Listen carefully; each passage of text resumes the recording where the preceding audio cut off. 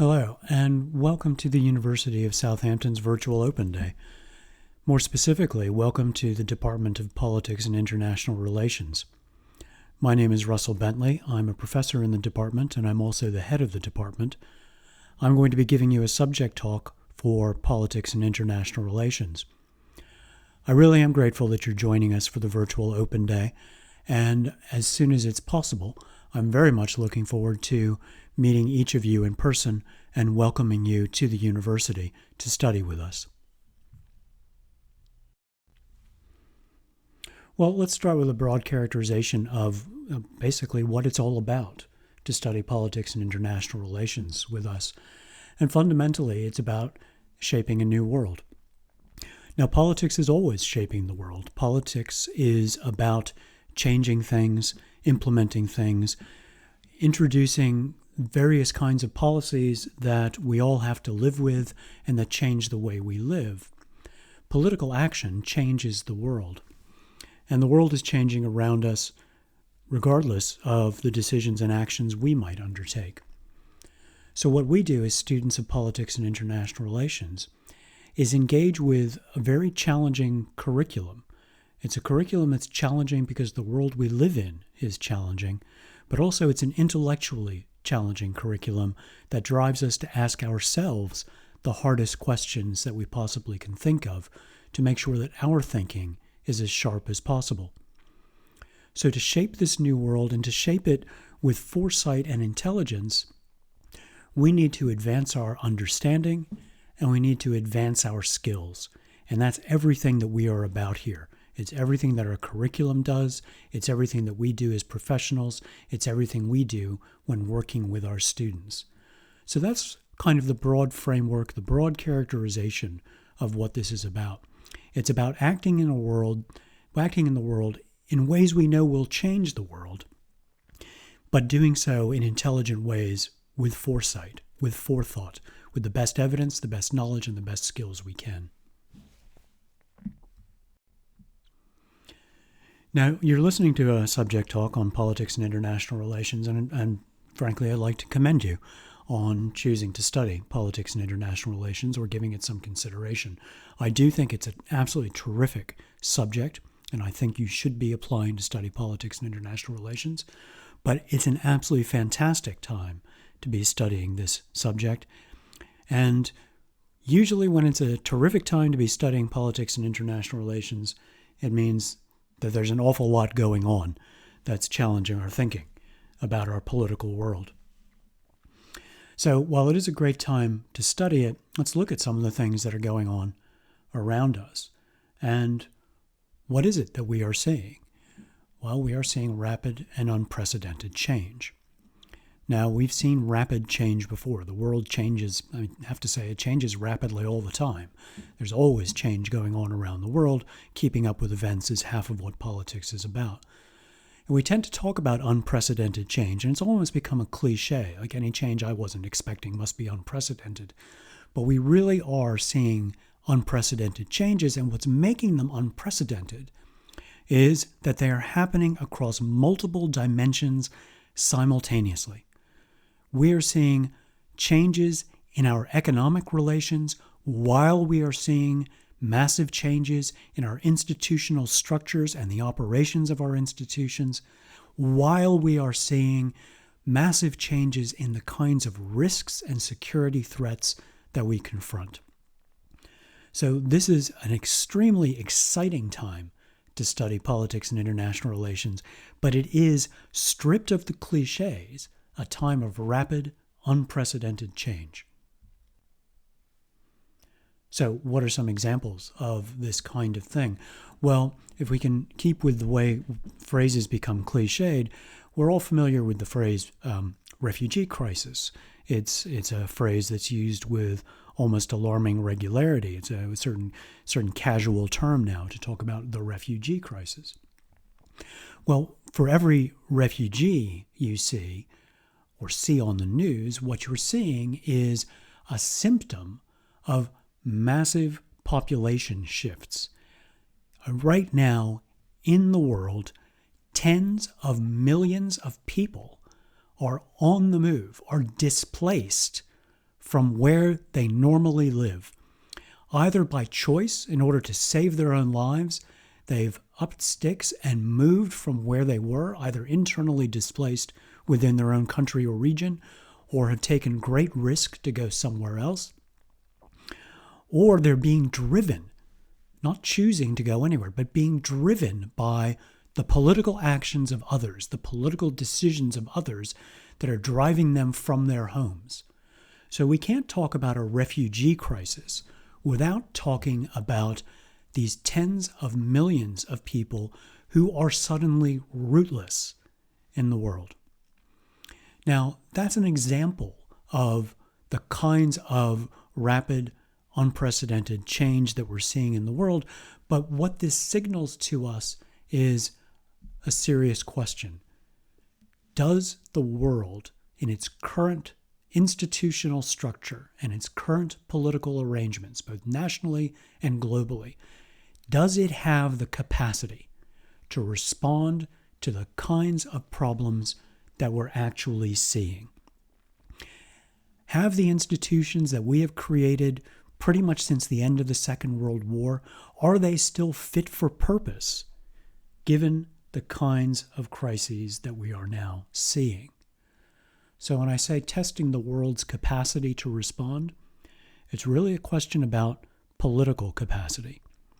It is about whether or not those institutions that we created, by human design, we've created institutions to respond to the world's problems. Have those institutions and has our political thinking kept up with the kinds of issues that we're seeing now? If we don't think there are problems going on, we can bring it right up to our own front doors. You can't talk about crises today without talking about a global pandemic. Now, there are a number of ways of talking about this. One is to talk about it in scientific terms, of course, and one is to talk about it in public health terms, of course, or global health terms, certainly. But what the pandemic is showing us is that there are serious questions about our political competence to deal with this scale of crisis and this kind of crisis. Now, it's almost a standing joke for anyone who talks about politics. All politicians are either incompetent, corrupt, or stupid, or all three. That's just the way we talk about politics. It's one of those cynical jokes that people who talk about politics make all the time. When we talk about political competence, though, in this context, we're talking about our ability to conceptualize what the problems are and our ability to implement the kinds of actions that will address the problems that we see. Now, we are talking about the ability of our political leadership to guide us through, and we must rely on our political leaders. They are the people, for better or worse, who have the levers of power, who can make the decisions and make certain things happen. But when we talk about political competence, it goes from the personal to the institutional. When we look at this kind of global crisis, are our national structures up to the job? Are our international institutions up to the job? Are our regional institutions up to the job? These are the kinds of questions that confront us when we look at the world today. So just thinking to yourself, imagine now if you had to describe the kind of world that we're in, you might say it is a period of rapid, unprecedented change, and everyone will kind of roll their eyes because it does sound like a cliche. Well, how do we characterize the present circumstances? Well, a lot of people are describing it as the end of stability. Now, the stability of what? And politics is always about change. Like I said, politicians, political actors, citizens, you and me, we're making decisions all the time that change the world. What is the stability that has ended?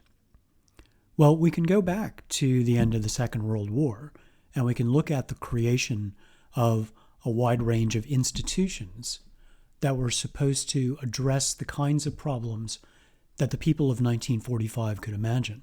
So the most obvious example here would be the United Nations. But you also might think of the World Bank, the IMF.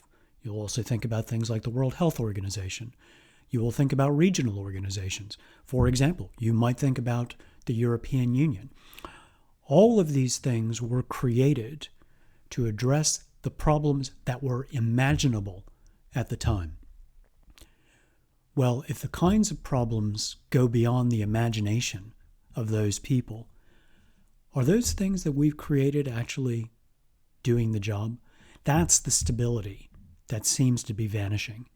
The ability to rely on those kinds of things that we created, as imperfect as they were, but created in order to address the problems and crises that we see in our world. Now, what are these broadly? These problems, these crises? What are these things that are no longer stable as a result, that are challenging everything that we think about? Well, borders are an obvious one. Now, borders are challenged all the time in politics. There are always conflicts of borders. There's standoffs across borders. We can look at the demilitarized zone between North and South Korea. We can look at the conflict in the South China Sea. We can look at, and I challenge anyone to find the border between Syria and Iraq as it actually exists. So borders are always a little bit unstable, and often that's driven by war, and sometimes not driven by war.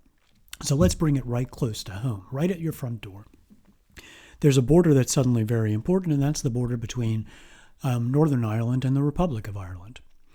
A border that was a border within a regional grouping that the United Kingdom was up until recently part of. Therefore, politically, the border between Northern Ireland and the Republic was not significant, or no more significant than the borders between other European EU member nations and EU member states. Well, now it's very significant. So geographically, the border could be drawn, but it didn't previously have a certain political significance. Now it has political significance, and we now have to ask, what does that border mean? Now, all of a sudden, the United Kingdom has a land border between itself and the European Union. The political parties are no longer the political parties that we might have grown up with or that we might have become familiar with. Massive party realignment is going on right now. Anyone who followed the last general election, and I assume that was everyone who's listening to this, followed the last general election. Well, one of the extraordinary things about that is the very significant inroads that the Conservative Party made into what was always thought of as Labour heartland. The parties are changing, the constituencies are changing. Some of that is because the party leadership changes, but some of that is driven by other factors as well. It's driven by a populist sentiment that's rising up in many countries all around the world. It's caused by political issues that are changing the ways the different parties respond to what's going on in our world.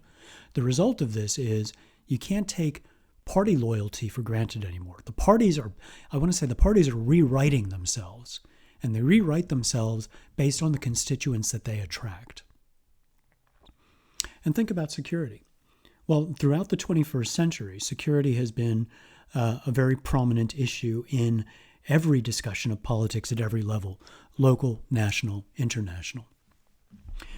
We think about security on many dimensions now. I mean, we think about your data security, think about cybersecurity, think about not sharing your password with strangers or sending your credit card details to dodgy-looking websites and things like that. All that stuff is kind of obvious.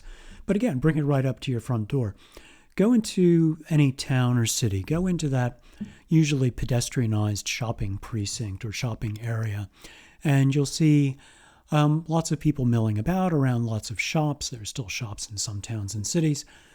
And what you'll see that you might not have seen a few years ago, at the entranceway to those pedestrianized areas, you'll see various kinds of barriers, bollards of various kinds. Sometimes they're very attractive, and sometimes they're extremely ugly concrete blocks. But what are they doing there? Well, those are the physical manifestation of a new security worry that we have. Because one of the things we've learned in the past few years is people will weaponize vehicles. They will get in cars or vans, and as a terrorist attack, They will drive through pedestrianized areas in order to kill pedestrians. So those are the kinds of security threats that are outside our own front door. These are the kinds of things that we didn't used to have to worry about because of a certain kind of stability. Has that stability ended? That's what an awful lot of people are saying.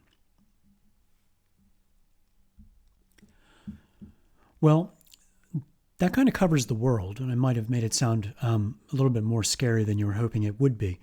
But if we're talking about the world, and if we're talking about politics and international relations more generally, we need to talk about what our approach is. Why would you come and study with us? And I think there are three excellent reasons for coming to study with us.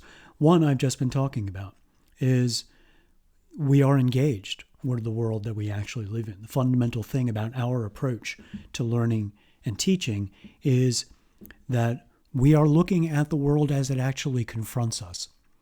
We're looking at those problems and those issues. Whatever it was that made you interested in politics and international relations, that's what drives the curriculum.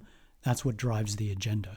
And we embed this directly in the curriculum. Indeed, we have a first-year module that we design around the interests that our students tell us that they have. We go through your personal statements in your UCAS form, and we find those broad themes that our applicants say they're interested in, and we design a first-year module around those. That module is called Crises of the 21st Century. So we're right there talking about the world that you see, not just the world that we tell you is out there. Well, of course we're engaged. We must be engaged, but it doesn't answer the question, how are we engaged? And I think this is the second big reason to come and study with us. What is the character of our engagement? Well, fundamentally, we are analytical. We are, as I said early on in the presentation, this is about advancing understanding and advancing our skills in analyzing. So how do we do that?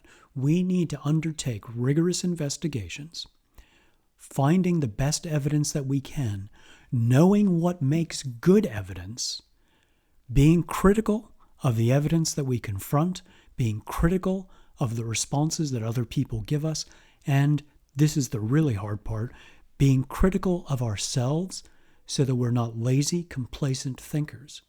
Because if we go back to what I was saying earlier in the presentation, if this is about shaping a new world with intelligence and foresight, we do not have the luxury of assuming that we are right about anything, assuming any answers to questions. We need to ask ourselves the hardest questions all the time and be prepared to answer them, and answer them in good cheer and in a good spirit, because they're going to challenge some of our deepest convictions. So we're engaged in the world. That's our first reason to study at Southampton. We're intensely analytical in our approach to looking at the world that we live in. And the third excellent reason for studying with us is that we're ethical. Now, ethics and politics are things that are often not thought of as going together very happily, but I'll tell you a secret that no one talks about. There's really only one question in politics, and that question is, what should we do? What should we, as a political community, do? Whether it's a local community, a national community, or the international community, what should we do?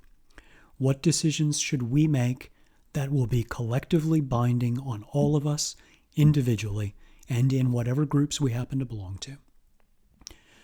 When we say should, when we ask that should question, we're fundamentally asking an ethical question. We're asking the question, what is it right to do? So we could rephrase that as, what does justice require us to do? What does fairness require us to do? What does a respect for human rights require us to do? What do our deepest held personal and national convictions require us to do? Those are ethical questions, and they take different kinds of arguments.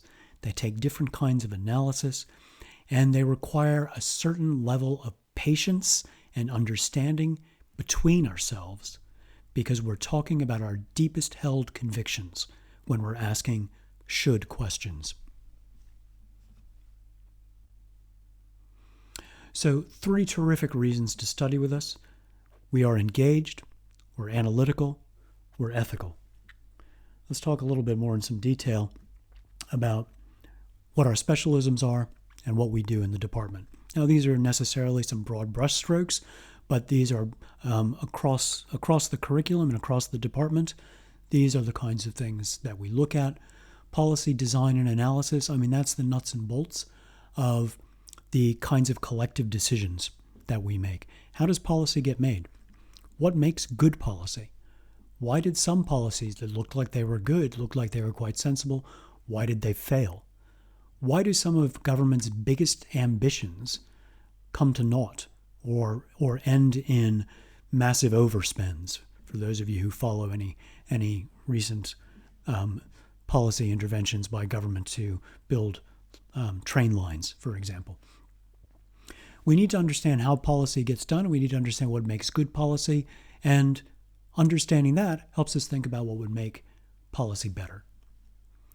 But to understand these kinds of things, you have to appreciate that none of this happens in an intellectual vacuum. Nothing is really just cost benefits. The costs and the benefits that you see are based on certain values that you have. And to understand those, you need to understand concepts and theories. You need to understand those kinds of convictions that we have, how we came to hold them and what the substance of them is, and then how to implement them in actual practice. Parties and institutions, I've been talking about parties and institutions, and we know that they're undergoing massive change at the moment, but they are the actors in many respects with regard to policy making and governing on a day-to-day basis. Understanding those and understanding how these things operate in other political societies is absolutely fundamental to studying politics and international relations. International developments and international development. Well, no country has the luxury of being isolated from the international community, certainly not anymore. And when we talk about international community, it already sounds like there's some fixed entity out there, an international community. Is there an international community? It's one of the questions we ask. Or is it a collection of states? Or is it not a very good collection of states? International developments are everything you would think of as international relations, what goes on between countries, but it's also about development around the world. Political development, economic development, social development, all of the things that are about the transformation of the societies that we see around us. Now, we sometimes talk about the developing world. We sometimes talk about the global south. The simple fact is that every society, every Western society, every Eastern society, every Southern society, Northern society, all societies are undergoing developments of some kind because our social relations and our economic relations are constantly being transformed by the global environment. Our specialisms look broadly at these kinds of things across the piece, and it takes you from local politics to international politics at all levels, looking at how things fit together and trying to advance our understanding and advance our analytical skills so we can, as I've said before, shape a new world.